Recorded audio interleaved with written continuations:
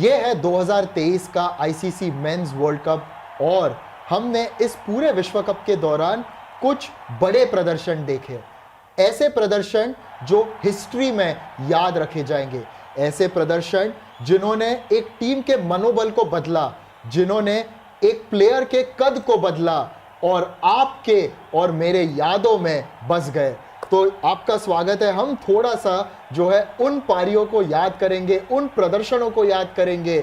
और यश, क्या बेहतरीन सफर रहा है इस विश्व कप के दौरान। ये वर्ल्ड कप इतना कमाल रहा है। हमने शतकें देखे, 150 देखे, 200 देख लिया।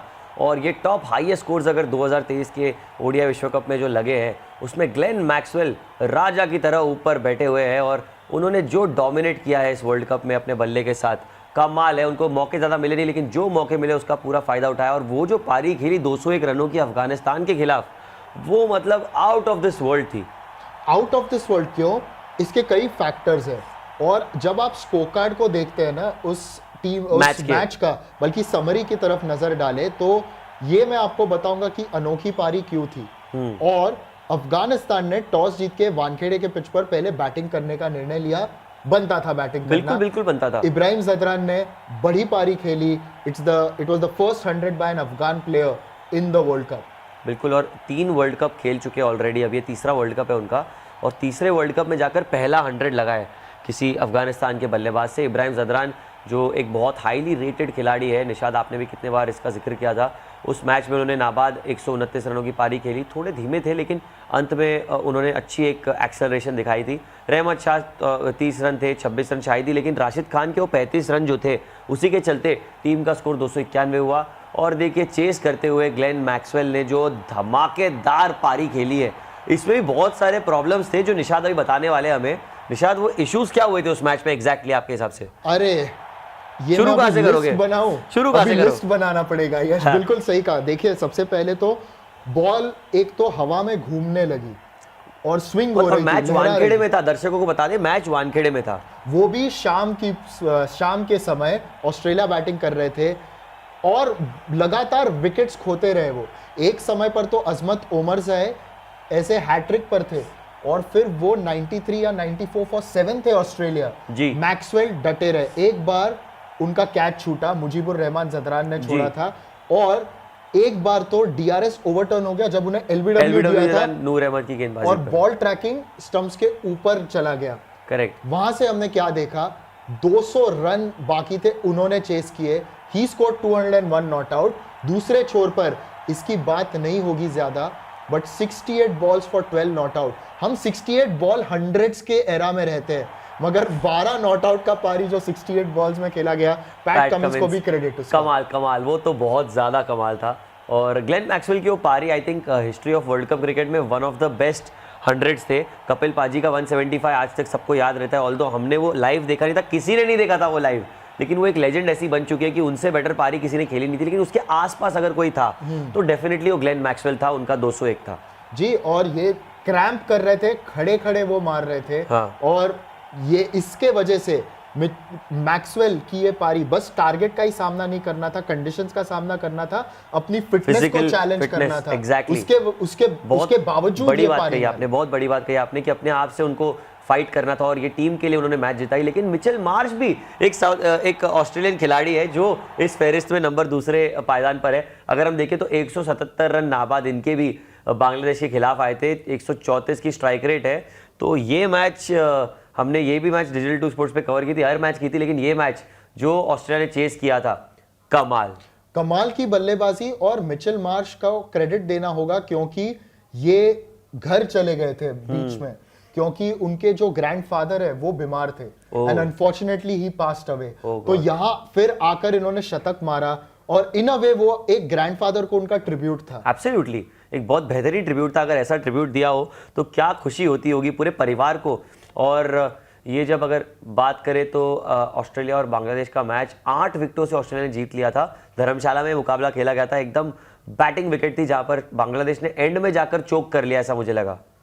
नहीं, और 177 नॉट आउट की जो हम बात करते हैं मार्च की, it's not the number of runs he scored, it's the way he scored those runs. क्योंकि यश, आपने और मैंने दोनों ने कमेंट्री की थी उस मैच में। आपको क्या याद है, टेक्निकली करेक्ट बल्लेबाजी कंबाइंड विद पावर। बेहतरीन, मतलब उन्होंने किसी भी गेंदबाज को डोमिनेट करने का मौका ही नहीं दिया। और याद दिलाते ये मुकाबले में शकीब अल हसन मौजूद नहीं थे, तो उसी के चलते थोड़ी दिक्कत हो गई थी।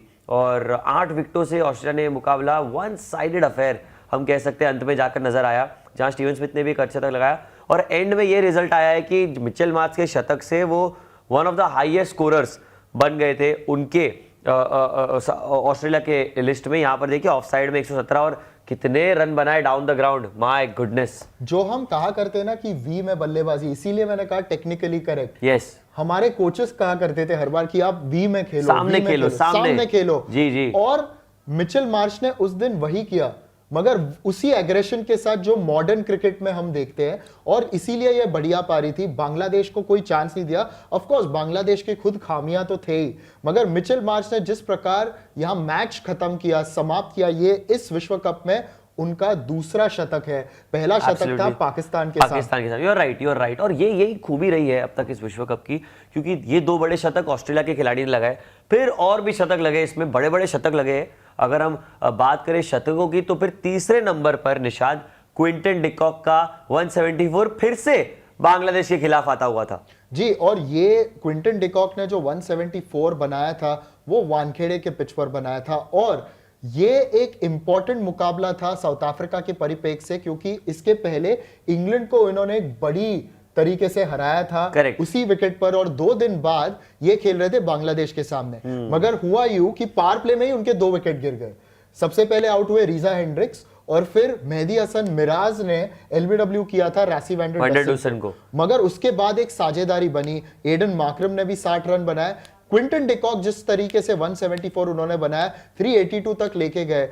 इसके पहले डिकॉक ने 2 शतक मारे थे इस शतक के पहले, और दोनों बार वो 100 मारने के बाद इमीडिएटली आउट हुए थे। करेक्ट। तो यहां पर एक दबाव था शायद क्विंटन डिकॉक पर, दबाव तो नहीं मगर एक सोच थी कि मुझे एक्सपेक्टेशन थी उनसे काफी, मुझे यहां पर एक बड़ा स्कोर बनाना चाहिए।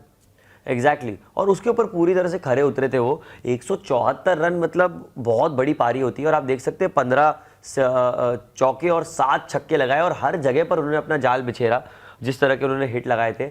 और 90 रन लेग साइड में, 84 रन ऑफ साइड में, 9 डबल्स और 54 सिंगल्स लिए उन्होंने। इतनी कमाल की बल्लेबाजी थी उस दिन क्विंटन डिकॉक की, और उसी के चलते आई थिंक वो जो टॉप स्कोरर की फहरिस्त में वो और ऊपर जाते गए, and for the longest time he was dominating, and वो टॉप पर ही थे। और यही उनकी खासियत रही है क्विंटन डिकॉक की, कि स्टार्ट अच्छे देने के बाद उन्होंने मेक श्योर किया कि वो स्टार्ट को बड़े स्कोर में तब्दील करे। हाँ, स्टार्ट को वो बड़े स्कोर में तब्दील करना था इन्हें, और इस मुकाबले में उन्होंने किया 174 ऑफ 140 बॉल्स। मगर आगे जाते जाते हमने तो 3 पारियां देख ली, चौथे पायदान पर है और एक ऑस्ट्रेलियन जिन्होंने भी एक बढ़िया प्रदर्शन किया इस विश्व कप में, और नाम है David Warner. 163 against Pakistan at Bangalore. और ये वही मैच है जो आप मिचेल मार्श का जिक्र कर रहे थे, जहां पर उन्होंने भी शतक लगाया था, लेकिन David Warner was the star of the show.